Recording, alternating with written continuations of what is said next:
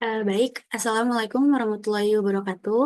Perkenalkan, sebelumnya nama saya Ragili Tarif Pambarwati dengan NIM 2400641, kelas 2A.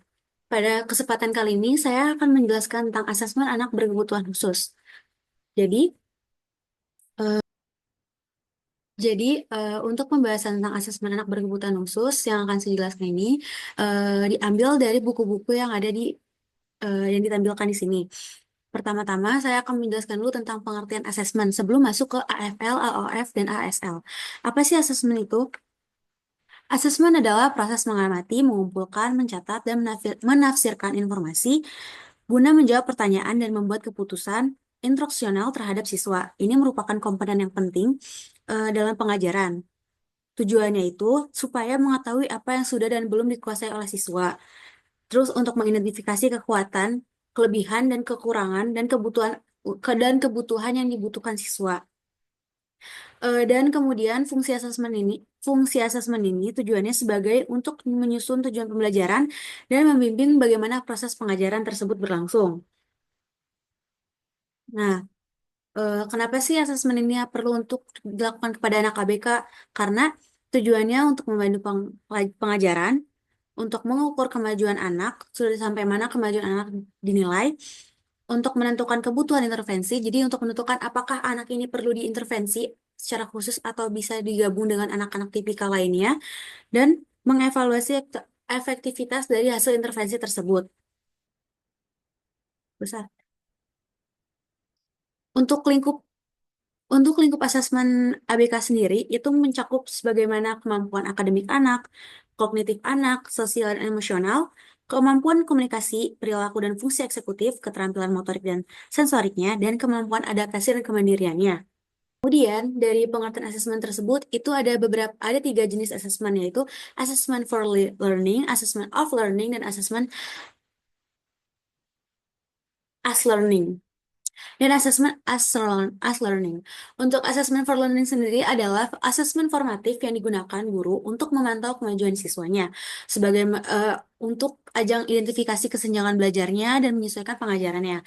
Ini dilakukannya sebelum atau pada saat proses pengajaran tanpa mengaruhi penilaian akhir dan tujuannya untuk memperbaiki proses belajar mengajar.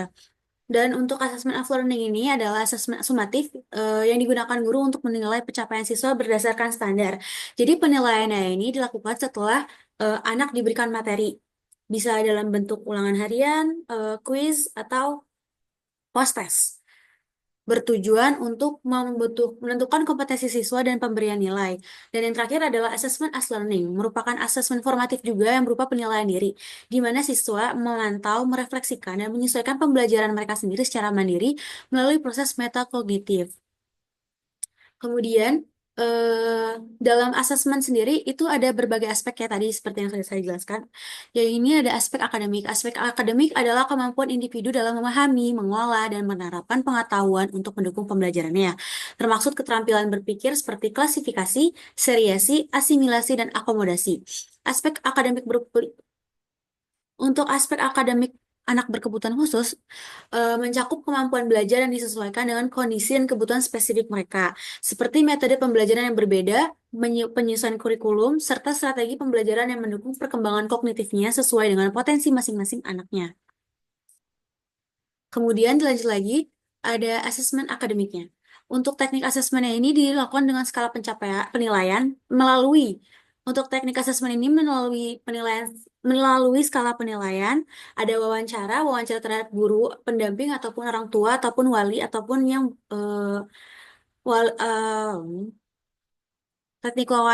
yang kedua ada wawancara. Wawancara dilakukan kepada guru pendamping, seperti wali kelas atau shadow teacher, juga untuk kepada orang tua atau wali si anak ini.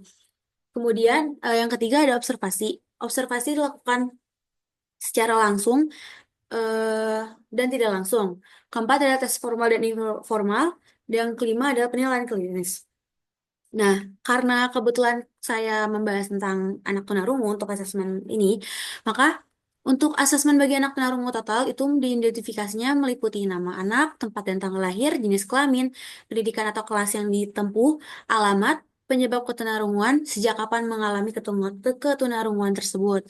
Terus juga untuk asesmen akademik ini, untuk kemampuan yang dimiliki anak, untuk kemampuan yang dimiliki anak ini, kami meneliti kemampuan dalam bidang akademiknya, kemampuan dalam bekerja dan bekarya, kemampuan mengadakan sosialisasinya, dan kebutuhan-kebutuhan yang dibutuhkannya.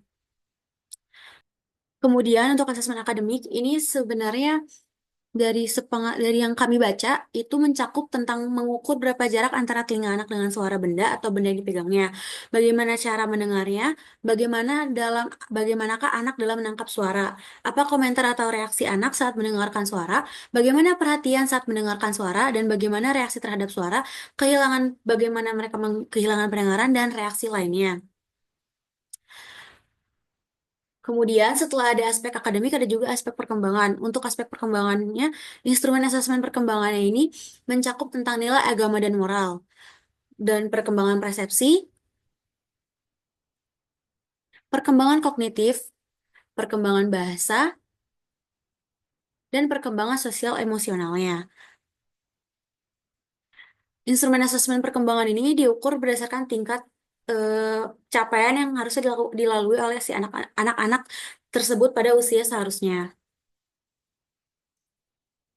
Nah, untuk aspek perkembangannya, yang nilai agama dan moral itu berperan untuk mengukur pemahaman, kebiasaan ibadah, sikap moral, dan pembentukan karakter religius anak dalam kehidupan sehari-hari.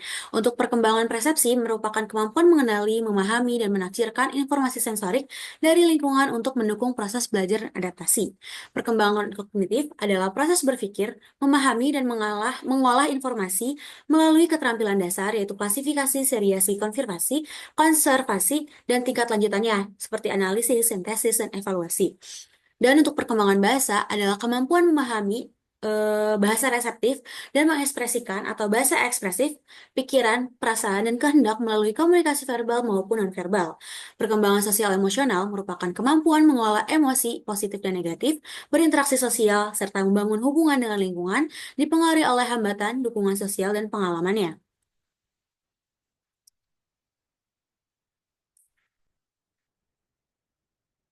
Dari apa yang saya jabarkan dari tadi merupakan hasil dari review yang kelompok saya lakukan berdasarkan buku-buku yang tadi telah dijabarkan di awal.